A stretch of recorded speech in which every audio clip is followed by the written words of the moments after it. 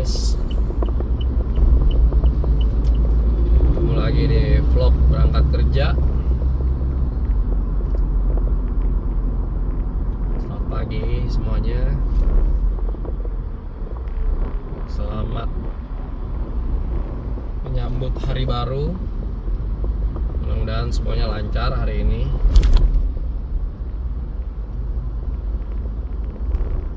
Hari ini cuacanya bagus guys.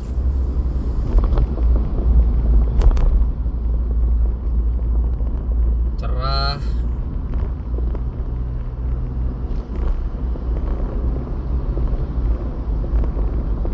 Ini kalau menjelang landing atau lagi di pesawat gitu ya.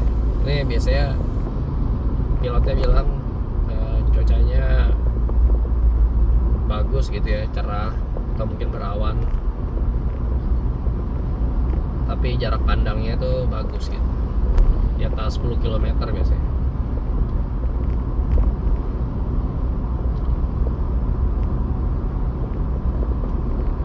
Kita udah ngelewatin pintu keluar tol Serpong, menjelang pintu tol Kunciran 5. Lumayan lancar sih.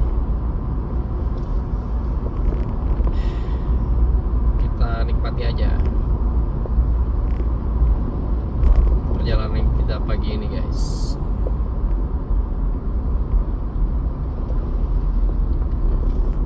Ya, sudah mulai padat.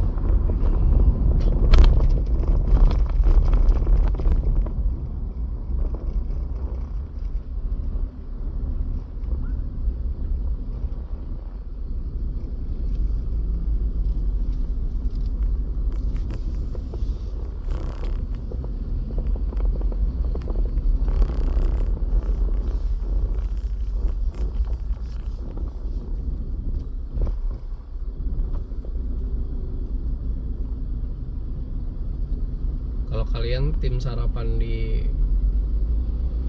rumah, tim sarapan di kantor, atau tim sarapan di mobil guys?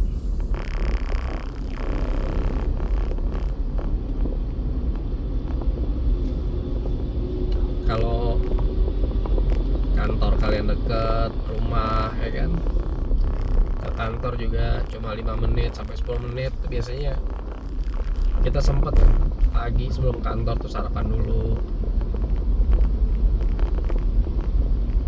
Tapi kalau jarak ke kantornya jauh gitu ya, rata-rata kayak orang-orang yang kerja di Jakarta ini, biasanya tuh kalau nggak sarapan di mobil ya sarapan di kantor. Karena berangkat dari rumahnya masih terlalu pagi gitu, jadi emang belum waktunya sarapan. Buat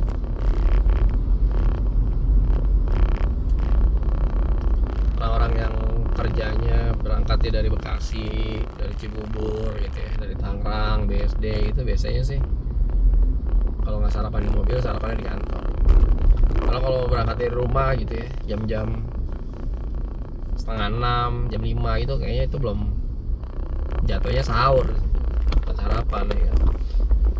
Sarapan tuh kan jam 7, jam 8 gitu ya.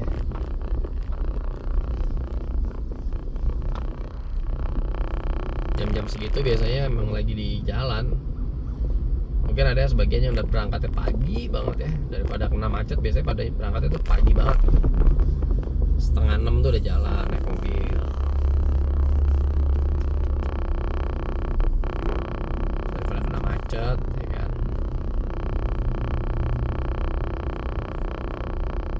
Kalau yang berangkatnya jam-jam 6, setengah 7 gitu, biasanya jam-jam 7 atau jam 8 tuh masih di mobil. Jadi ya bisa dipastikan kalau mau sarapannya di mobil paling.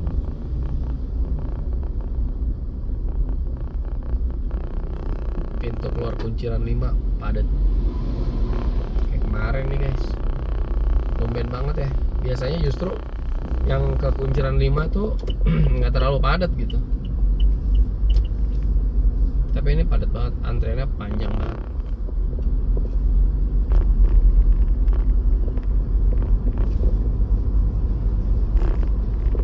Di sini udah lumayan padat, artinya apa?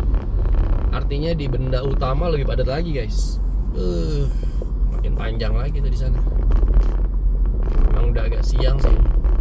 Udah sekarang jam 7:10.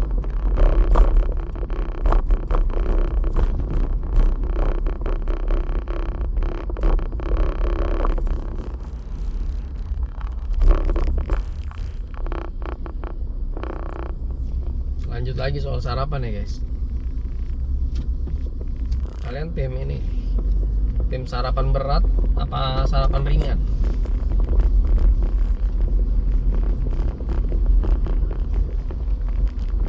Kayaknya tergantung kerjaannya ya. Orang yang kerjaannya berat, fisik itu biasanya harus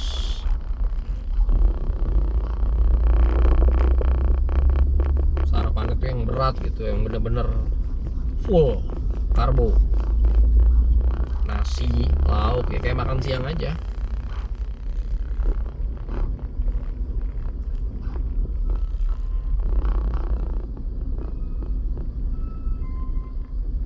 Tapi mungkin untuk lo pada yang kerjanya nggak terlalu berat gitu ya, kebanyakan di depan meja, depan komputer, mungkin sarapannya nggak terlalu perlu yang banyak karbonya gitu. Roti, jus, buah, salad gitu cukup. Kadang yogurt gitu ya.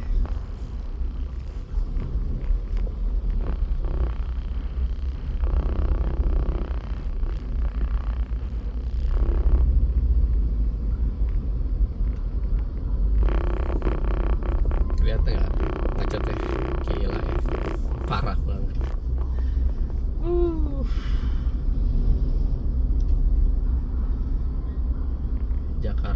Jakarta.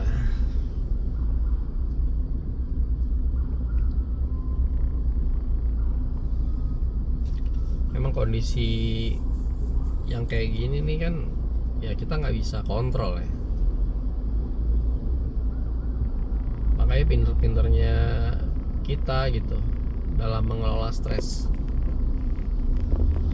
Bagaimana cara lo ngelola stres?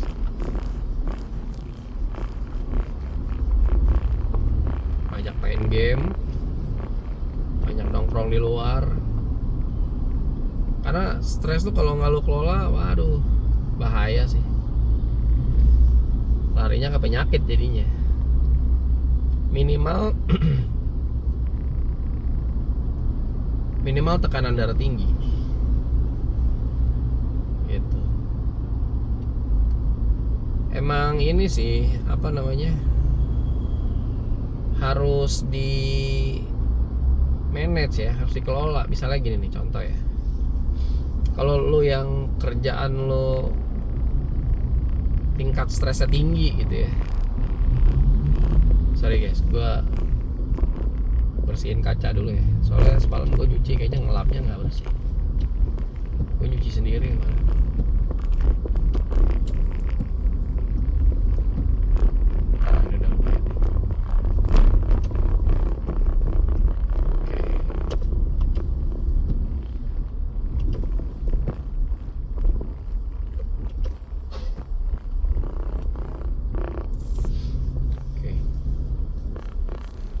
Misalnya gini, lo kerja di tempat yang tingkat stresnya tinggi. Contohnya lo kerja jadi auditor di kantor akuntan publik Big Four. Itu udah terkenal ya, lah, salah satu profesi dengan tingkat stres yang tinggi.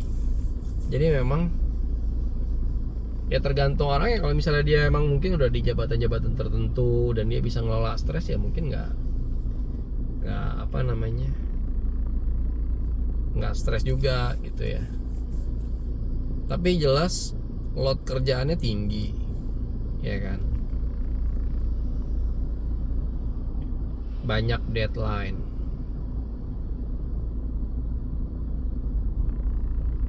banyak meeting, short term target gitu ya. Terus banyak di depan laptop, banyak bikin kertas kerja, itu udah bisa dipastikan tingkat stresnya tinggi sih.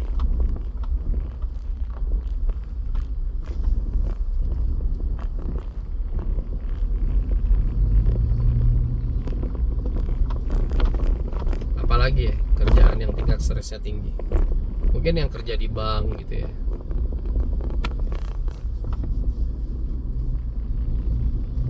Karena setahu gue orang kerja di bank tuh sering lembur juga gitu. Maksudnya jarang yang ya oke 9 to 5 atau 8 to 4 gitu ya. Cuma pulangnya juga nggak bisa tenggo, pulangnya juga tetap aja lembur gitu.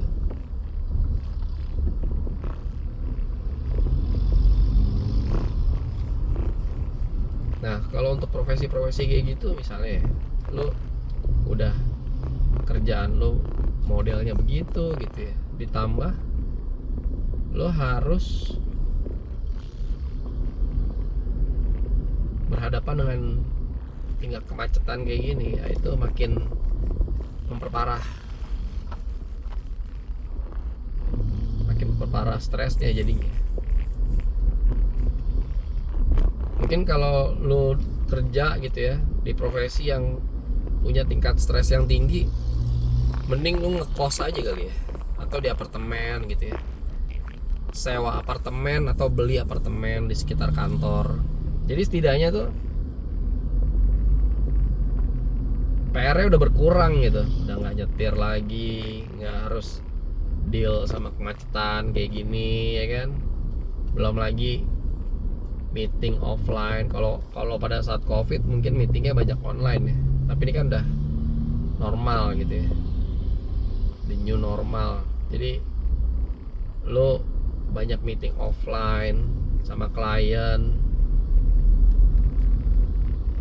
Coba lu misalnya nih, rumah lu di Bekasi gitu ya, rumah di Bekasi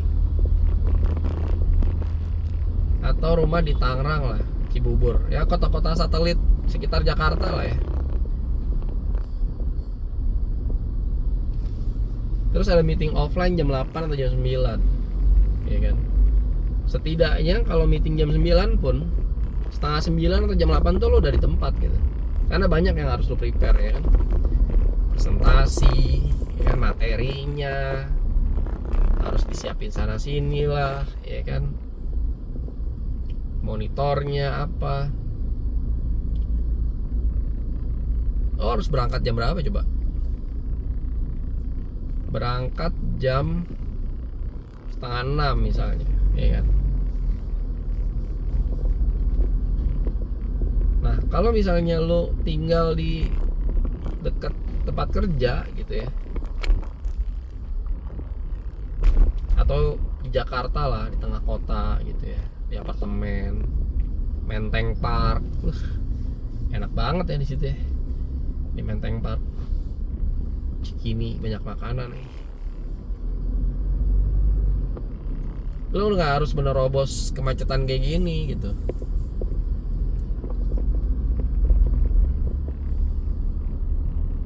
Udah berkurang PR-nya ya kan. Terus bangun juga, misalnya nih lo malam lembur ya kan, nyiapin materi buat presentasi besok, lo bangunnya bisa lebih siang, nggak perlu bangun jam setengah 5, jam 4 gitu. Bangun setengah 7 ya kan, bangun setengah 7, siap-siap berangkat ya kan, breakfast sebentar yang ringan-ringan, roti, sambil siap-siap berangkat setengah 8. Udah naik ojol setengah jam, jam 8 pas sampai venue-nya. Enak kan gitu ya, mau nggak mau. Tapi kalau lu nggak mau memang pertimbangannya ngambil tempat tinggal di kota itu ya, misalnya lo ambil apartemen ya, kalau rumah sih kecuali lo anak sultan sih ya, lo bisa gitu ya beli rumah di Jakarta di sekitaran Tebet gitu ya, yang 100 meternya mungkin udah 3M 4M. Tapi kalau kerja juga levelnya masih kroco mumet,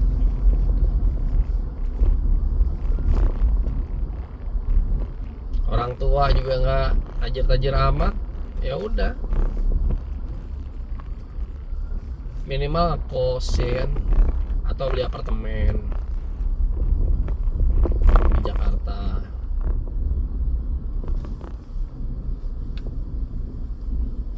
Apartemen di Jakarta tuh yang cukup terjangkau, yang apartemen subsidi gitu loh guys, kayak Kalibata City.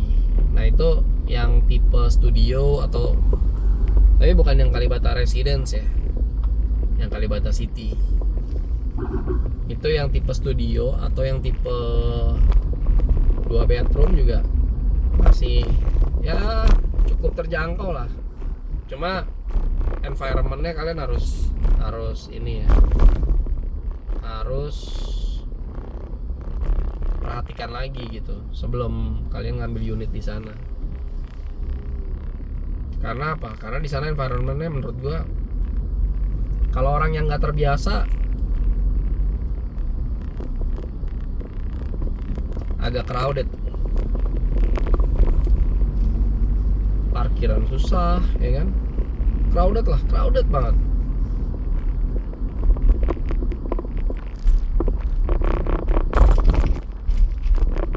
Cari parkir aja susah di sana.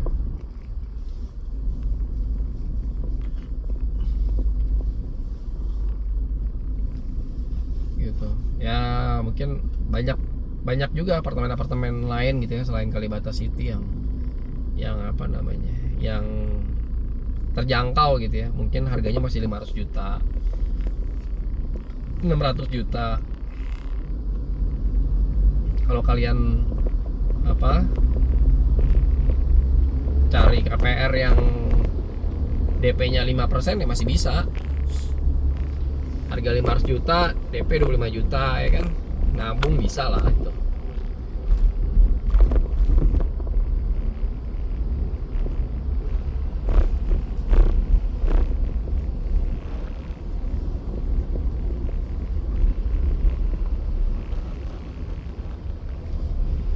Itu salah satu tips buat mengelola stres. Jadi lo tinggalnya di dekat tempat kerja biar nggak kena macet kayak gini ya kan. Terus satu lagi guys, kalau lo tinggal di luar Jakarta gitu ya, di daerah sekitar Jakarta lah, Jabodetabek gitu, Bodetabek, kayak meskipun misalnya lo janji gitu ya meeting jam 8 atau jam 9, nah meskipun lo berangkatnya pagi, kadang yang mesti lo waspadai itu ini guys, kejadian-kejadian yang nggak terduga gitu. Contoh nih, baru-baru ini di daerah Jakarta Utara atau di Priuk tuh macetnya tuh parah, bisa 3 jam atau 4 jam nggak bergerak.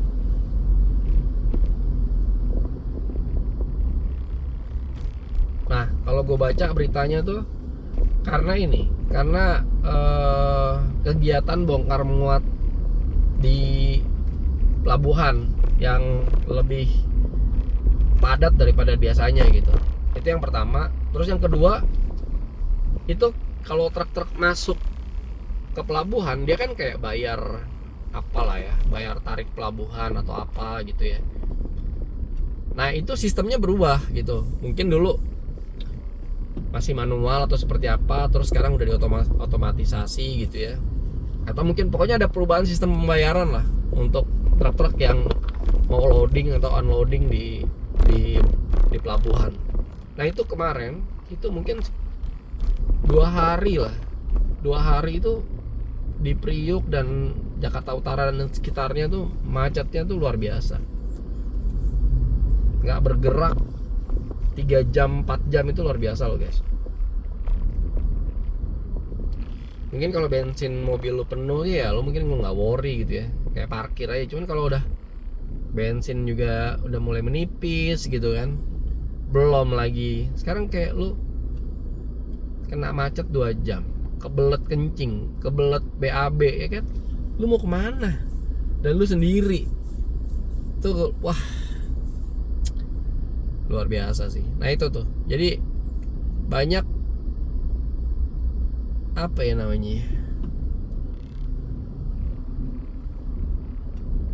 ya, pokoknya event-event yang nggak kita duga sebelumnya gitu, yang itu mungkin aja terjadi gitu. Ini emang kalau di Jakarta nih kejadiannya aneh-aneh, tiba-tiba macet di mana gara-gara apa gitu ya, gitu guys. Yang lo harus, termasuk hal-hal yaitu hal-hal luar biasa yang harus diantisipasi gitu. Lo nggak tahu bakal terjadi apa, karena kalau misalnya nih lo berada di tempat yang kira-kira tempat kejadian itu gitu ya, rumah lo di Jakarta Utara saat itu gitu ya, lo udah bangun pagi ya tetap aja nggak ngaruh. Namanya 3 jam nggak bergerak ya kan, nggak ngaruh. Tetap aja lu sampai kantor siang gitu.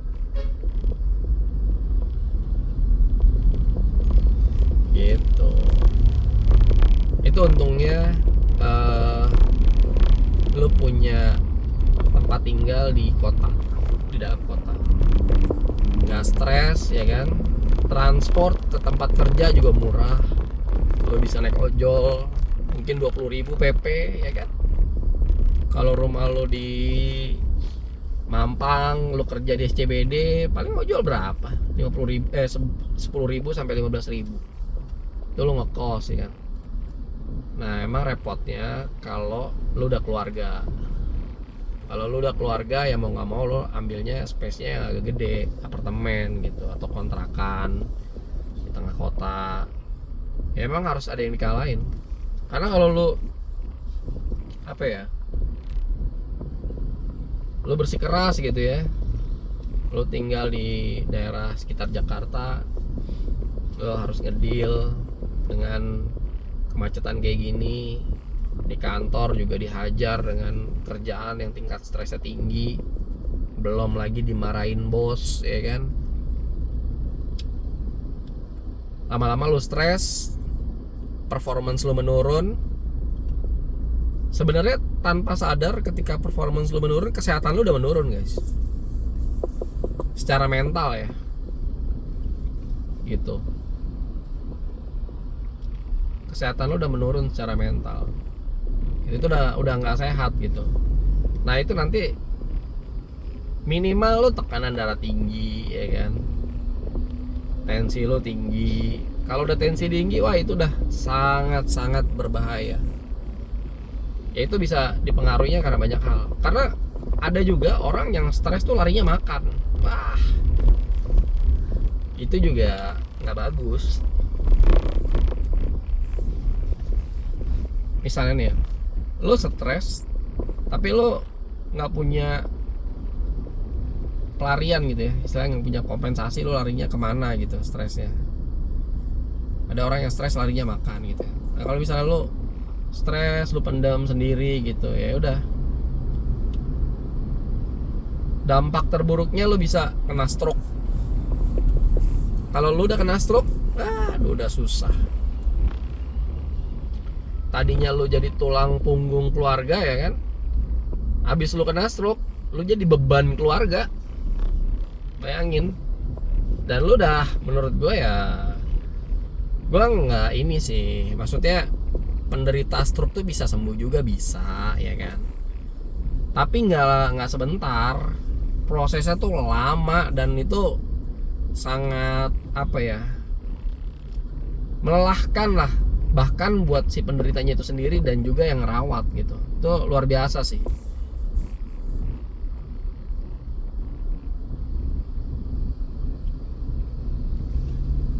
harus latihan fisioterapi, latihan lagi setiap hari, mengulangi rutinitas untuk kembali menghidupkan atau mengaktifkan syarat-syarat, ya kan, melancarkan peredaran darah, itu bukan upaya yang ringan gitu ya, gitu. Jadi sedapat mungkin hindari stres yang berlebihan gitu ya.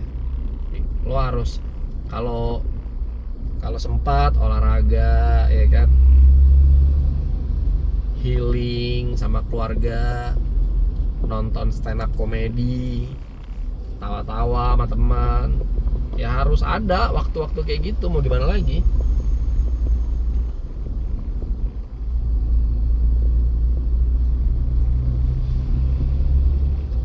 Gitu. Atau lo misalnya lo pilih adalah gua makan, pokoknya gua ngerasa begitu lo stres, yang lo inginkan kan lo relax gitu ya. Nah, lo ngerasa tubuh lo relax ketika lo makan, nah itu juga bahaya guys, gitu. Karena apa ya, secara nggak sadar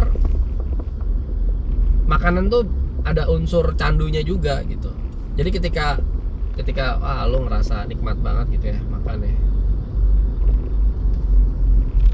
nanti tubuh lo akan minta terus gitu, naik lagi dosisnya gitu ya, naik lagi dosisnya, porsi makanannya tambah banyak, ya kan. Bosan, ya kan, lo bosan dengan makanan tertentu, tubuh lo akan minta, ayo dong divariasi makanannya gitu. Nah sebelum kita sampai sana, itu harus dikelola stresnya itu.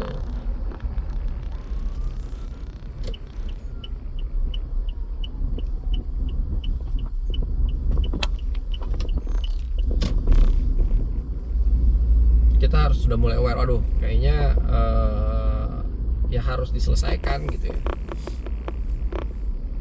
Sebenarnya harus diri lu sendiri tuh harus bisa mendeskripsikan hal-hal mana yang sekiranya emang membuat lu tuh stres gitu. Apakah di kerjaan, ya kan? Kalau di kerjaan ya lu tinggal milih gitu. Ketika lo memilih untuk stay, ya udah, problemnya lo harus solve juga dengan lo harus deal sama atasan supaya kerjaan lo lebih manageable kayak gimana, ya kan. Ngedeal sama teman kerja lo, tim lo atur lagi pembagian tugasnya kayak gimana. Yang goblok-goblok pecatin aja, ya kan, nggak mau kerja. Yang toksik mesti kayak gitu guys, kalau enggak lo yang sakit, percayalah. Kalau bisa tuh tim yang goblok-goblok tuh nggak usah ada tim lo gitu. Tim lo tuh yang suportif, yang pintar-pintar, yang lucu-lucu gitu. Itu aja. Tapi kalau lo memilih untuk cabut, ya kan, resign, ya udah, mendingan resign daripada lo di situ terus, ya kan. Bos lo juga toksik, ngasih kerjaan juga jam 5 sore, ya kan. Padahal kelihatannya dari lo tau dari mana dia ngasih kerjaan lo tuh baru sore. Misalnya nih, dia dapat tugas dari bosnya lagi gitu ya, dari direktur. Biasanya tugasnya lewat email kan. Nah, direkturnya email ke dia itu pagi gitu kan ya kan. Tapi di forward ke lo nya tuh sore gitu. Aduh, itu udah kelihatan kan, historinya kelihatan gitu. Itu kalau masih ada historinya, kalau enggak ya berarti dia ini ngilangin jejak. Jadi punya bos yang menghargai waktu lo itu privilege guys. Bener, itu dia bos yang baik. gitu. Ketika lu pamit pulang gitu ya, kalau gue sih apa ya, nggak pernah gue berusaha nahan tim gue untuk ekstra hour gitu ya, kerja, atau nggak ada kerjaan tapi dibuat ada kerjaan. Gue nggak ngerti tujuannya apa gitu ya, tapi ada orang kayak gitu tuh, ada gitu. Gue juga heran, kerjaannya nggak ada tapi dibuat supaya ada, supaya tim lu tuh nggak pulang aja. Lu kayak bos lu tuh emang ini apa namanya, nggak seneng aja gitu ngelihat orang seneng orang pulang cepet gitu.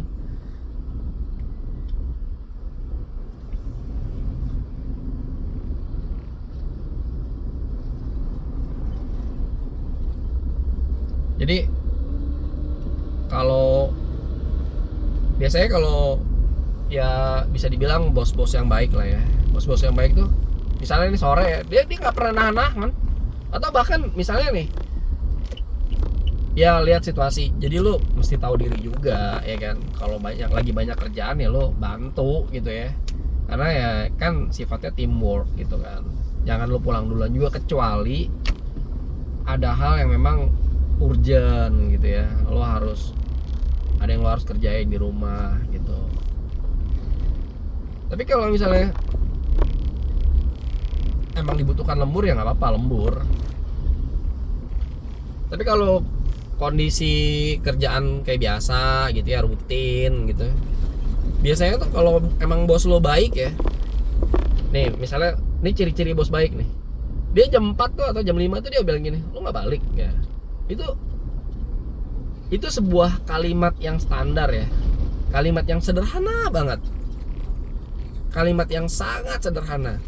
Jam 4, jam 5 gitu ya, bos lu tuh nanya gini, lu nggak balik gitu. Itu artinya guys, bos lu itu menghargai kehidupan pribadi lu. Dia tuh ngasih lo waktu buat lo punya waktu sama keluarga gitu.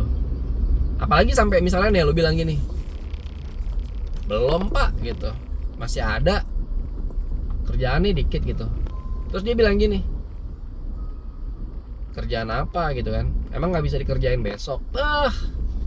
Mahal guys punya bos kayak gitu, asli.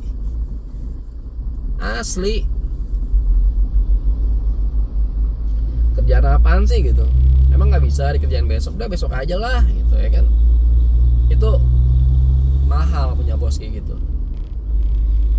Itu untuk misalnya lo kerja di kantoran gitu ya, atau misalnya dia nawarin gini, udah lo kasih aja tuh ke anak magang, ke anak baru gitu, yang lebih butuh knowledge gitu kan ya, gitu. Tuh bos baik banget kalau ada bos kayak gitu. Better lo loyal sama dia sih. Terus yang kedua, kalau bos yang nggak pernah ganggu cuti lo, nah itu keren sih kalau menurut gue ya. Itu privilege juga gitu. Tapi emang jarang banget nemu orang yang kayak gitu tuh, jarang.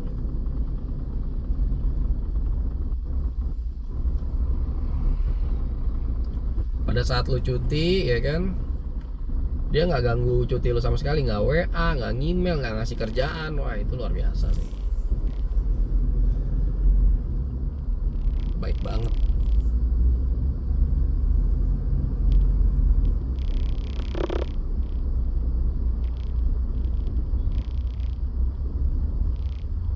Tapi kalau udah bos lu juga toxic ya kan, gajinya juga so-so aja, kerjaan banyak, mending lo cabut aja guys, karena nanti kasihan keluarga lo ya kan.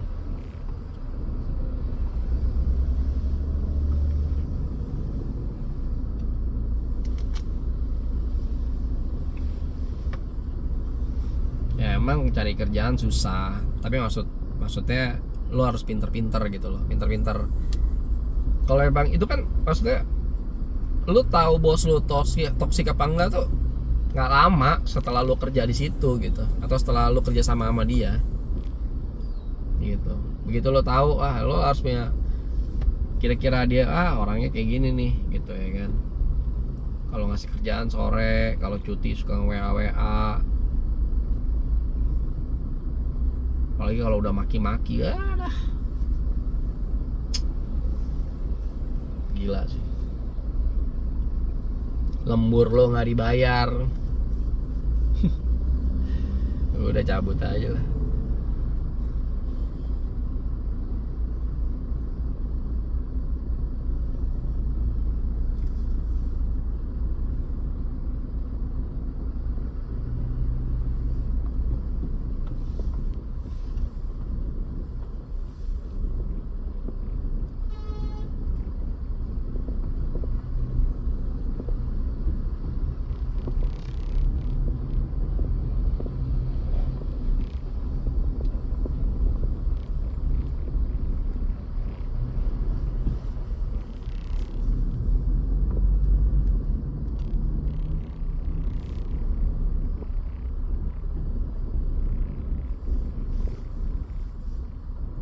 Tapi ini, kalau misalnya emang lo kerja gitu ya di lingkungan yang buat lo toksik gitu ya, bos lo toksik, tim lo toksik, kalau gue sih justru apa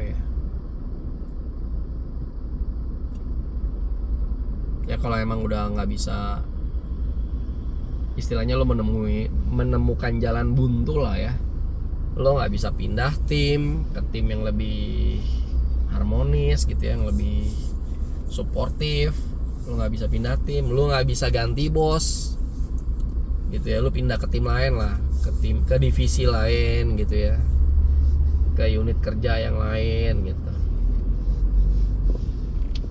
Ya udah, tinggal nunggu waktu aja ya, lo pilihan lo antara lo bertahan apa lo resign gitu.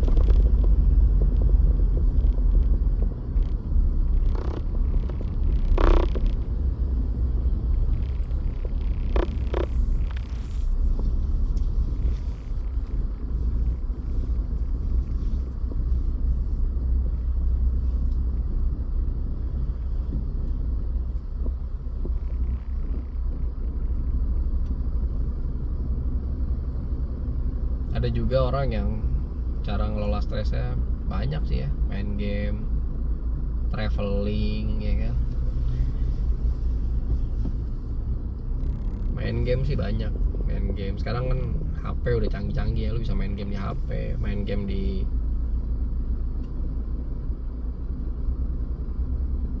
tempat kayak persewaan PS5 gitu ya, di konsol. Atau untuk orang yang hobinya traveling ya, dia traveling. Tapi hobi traveling tuh nggak murah sih guys. Ya bisa lo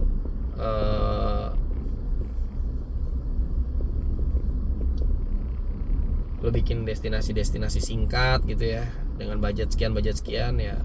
Tapi ya nggak bisa kalau masih sekitar Jakarta ya mungkin masih bisa lah ya. Tapi kalau udah keluar pulau ya harus nyiapin budget yang lumayan gitu. Selain karena pasti biaya terbesar itu buat transportasi, pesawat atau hotel.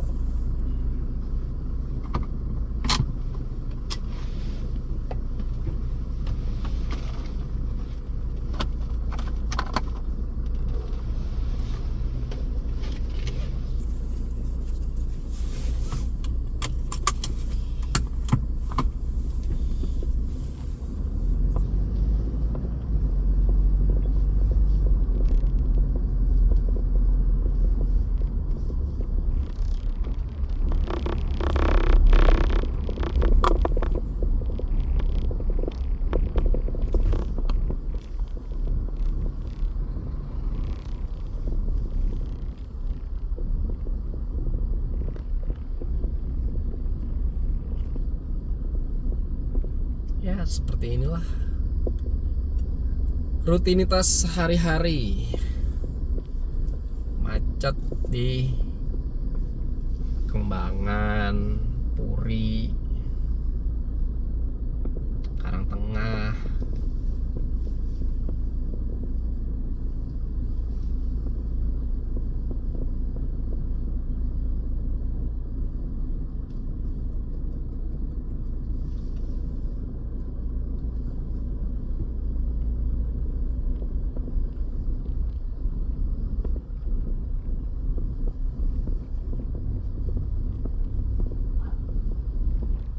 Jakarta nih kalau lagi cuacanya bagus gitu ya, itu sunrise-nya juga bagus banget, mataharinya bulat kuning kayak ini, kayak kuning telur aja. Tapi kalau lagi mendung gitu ya, aduh, kayak kemarin persis tuh, gelap, hujan enggak, panas juga enggak, aduh nggak enak banget ya.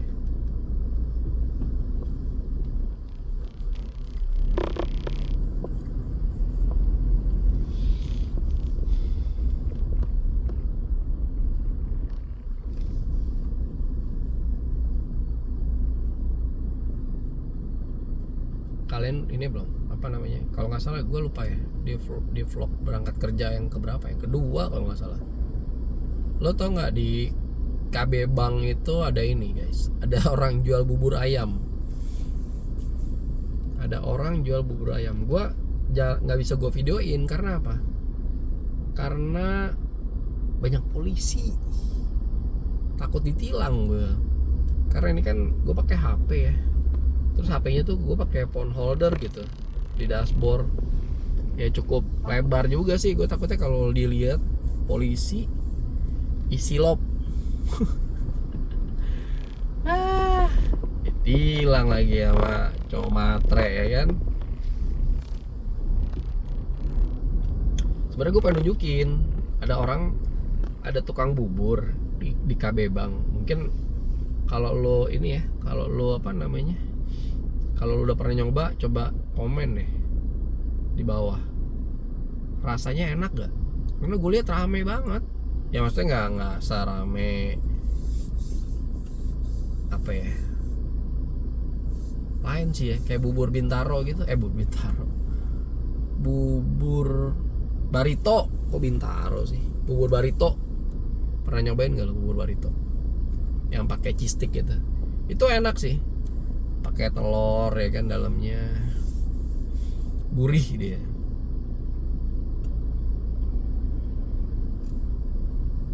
Pakai telur dalamnya, pakai cheese stick tambahan ya kan. Ya enak aja. Kanan kiri nggak dikasih guys, padet. Ups.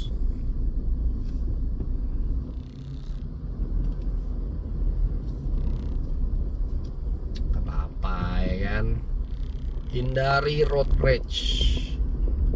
Ngapain lu rebutan jalan juga? Cuman buat gengsi-gengsian, rebutin space yang ntar juga kalau lu ngambil jalur yang bener, lu juga di depannya dia gitu. Gue kadang ribut orang rebutan jalan. Rebutan jalan tuh beda sama ini ya guys, sama nyerobot di antrian itu beda.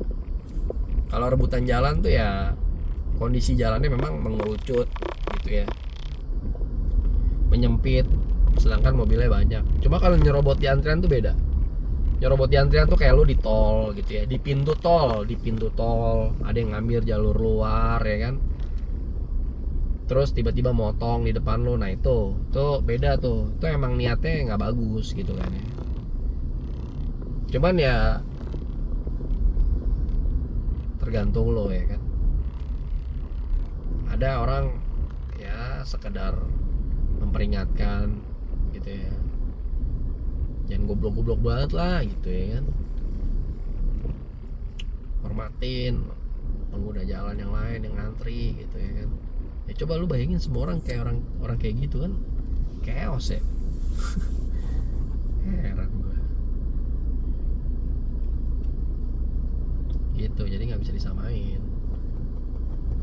Kalau udah kondisi kayak gini ya kan, jalur kanan kiri, masuk mobil dari mana aja, ya udahlah ya.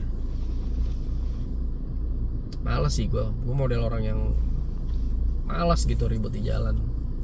Kalau lo mau ambil ya ambil aja lah.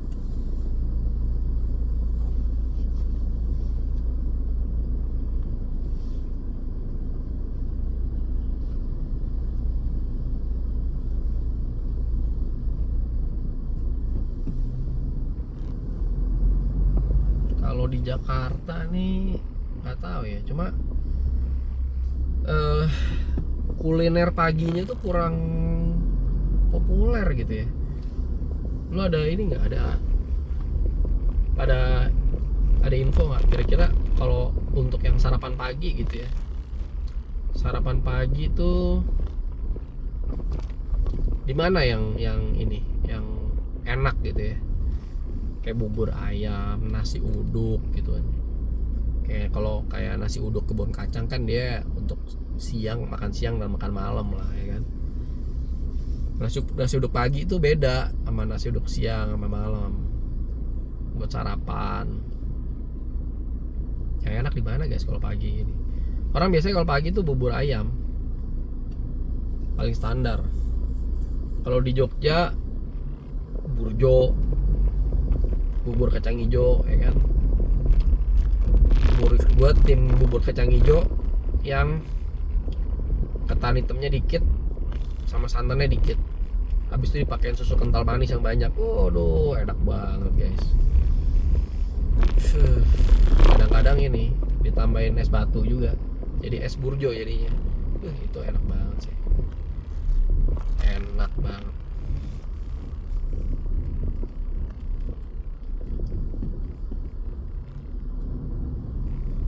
Kalau di Jogja tuh banyak banget pilihan sarapan ya.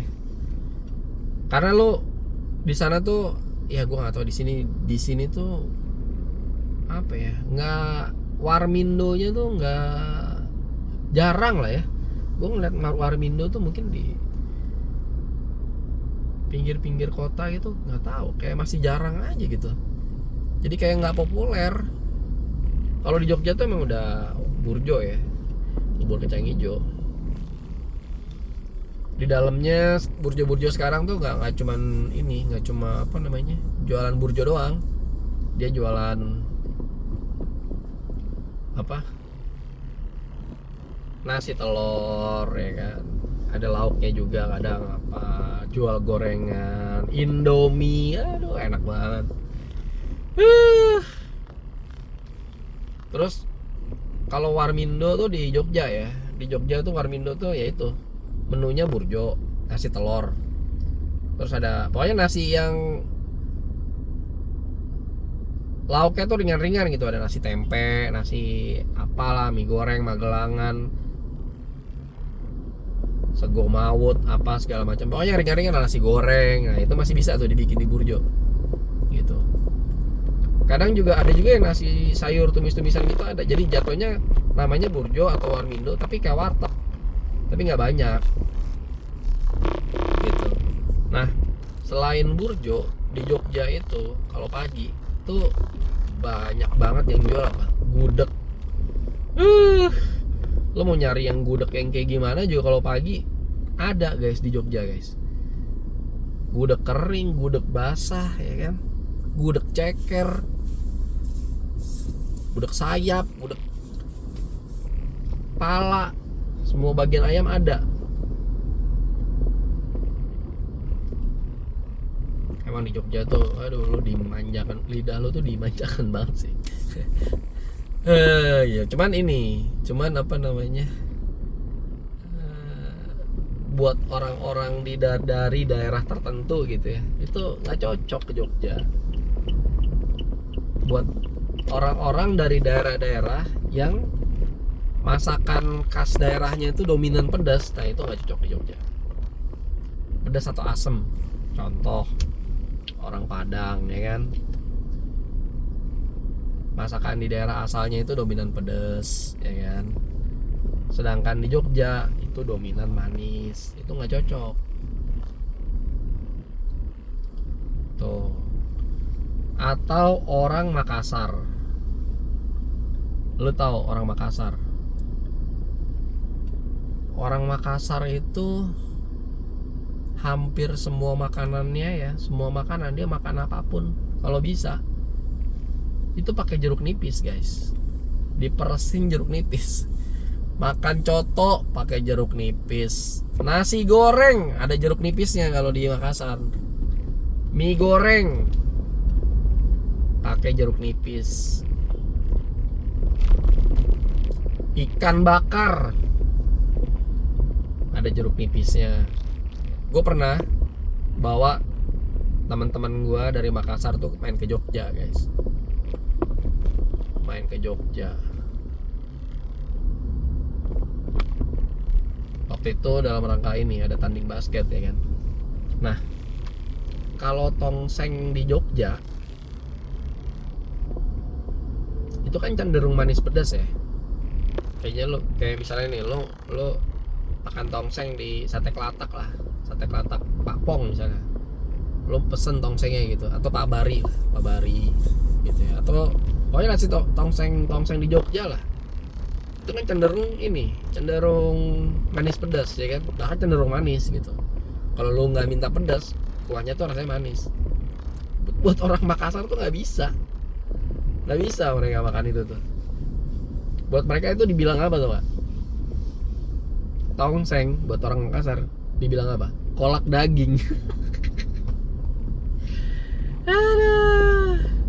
Kolak daging, tapi gue pikir ada benernya juga ya. Manis soalnya kan.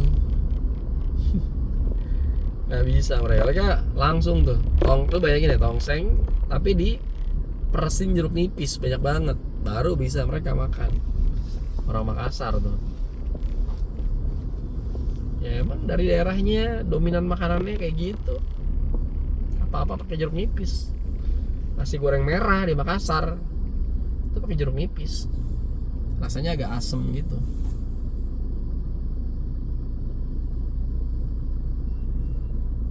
Gitu.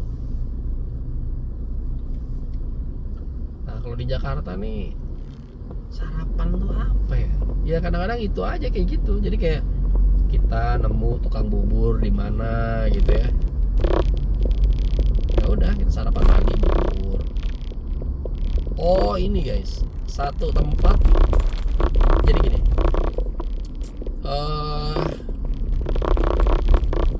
lo tau kan kayak di Jakarta nih contoh di gedung RDTX lah, yang dulunya Menara Standar Charter. Di gedung RDTX tuh di belakangnya tuh banyak orang jualan ya kan, UMKM gitu. Nah biasanya kalau pagi di situ banyak opsi sarapannya ya kan. Lo sarapan bubur ayam, lontong sayur ya kan, nasi uduk. Nah itu banyak tuh di situ ya. Kalau pagi kan itu aja sarapannya ya kan. Lo sarapan apa kalau pagi? Lontong sayur, bubur ayam, nasi uduk, udah itu aja. Gorengan paling ya kan, yang ringan-ringan. Nasi uduk pun porsinya nggak gede ya kan. Nah itu di RDTX. Nah sama, jadi di beberapa tempat gitu ya, di gedung-gedung di Jakarta gitu, di belakangnya tuh banyak apa namanya, UMKM lah istilahnya. Jadi orang-orang yang jual makanan gitu, warung-warung gitu, tapi dia banyak baris gitu, kayak di belakang Wisma Tugu, belakang KPK itu banyak banget tuh. Dan ya salah duanya ya mereka jualan dari pagi, jualan Indomie, jus, macam-macam, kayak gitu-gitu aja.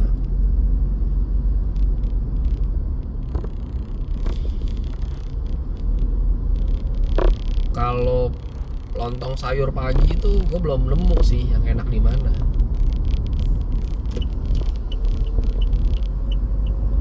Karena kalau lontong sayur tau guys, lontong sayur yang jadi tolak ukur enak buat gua itu ini ketupat Rusmini. Pernah dengar gak lo? Itu terkenal sih. Itu terkenal kok. Dulu dia di Mall Aeon yang BSD ada, Mall Aeon Serpong. Terus sekarang ini kalau sekarang yang di Mall Aeon udah nggak ada dia. Sekarang di ini di Sumarekon Mall Serpong, SMS. Nah itu ada tuh ketupat Rusmini. Wah itu lontong sayurnya enak banget guys. Kuahnya itu 2 jenis dia. Ada kuah opor sama kuah pedas. Nanti lu lauknya boleh milih. Ada telur bulat gitu ya kan, sama sambal ati. Aduh, sambal atinya juga nggak tahu kenapa kentangnya itu renyah. Aduh, enak banget, parah ya kan. Itu yang pertama. Terus yang kedua, ini agak jauh nih, lontong sayur yang paling enak yang pernah gue cobain selama gue jalan-jalan keliling Indonesia ya, yang gue tahu nih, yang terkenal juga, itu namanya lontong orari di Banjarmasin. Nah itu kayaknya gue udah pernah bahas deh di vlog gue sebelumnya, lontong orari di Banjarmasin. Wah itu dia lucu, model ketupatnya tuh bukan yang lonjong, dia ketupatnya tuh pipih tapi lebar gitu, bentuknya segitiga juga tapi pipih dan lebar, dan lu bisa minta ketupatnya itu setengah tuh pakai, oh ya gue ingat gue pernah bahas di ini di vlog gue sebelumnya, pakai apa namanya, ikan masak habang dibilang. Habang tuh warnanya abang, warnanya merah gitu ya. Nah, ikan sungai biasanya, karena di Banjar kan nggak ada laut. Ikan patin gitu, ikan masak habang, ikan gabus. Patin apa gabus ya? Gabus kayaknya, gabus. Atau pakai ayam juga bisa, pakai telur, itu enak banget. Tapi dia Banjar tuh hampir sama kayak Jogja sih gue pikir-pikir ya, karena banyakan masakannya tuh manis gitu, kayak patin bakarnya manis ya kan, patin bakarnya manis, sama lontong orari juga manis ya. Masakan Banjar kayak gitu-gitu lah. Nasi kuning Banjar gila enak banget buat sarapan pagi, top banget nasi kuning Banjar. Kapan-kapan main guys ke Banjarmasin. Habis itu di Banjarmasin lo bangun jam 4 pagi ya kan, naik perahu klotok gitu, lo naik perahu ke Lok Baintan, ke Pasar Apung. Seru banget ya, inilah apa, suasana baru ya kan.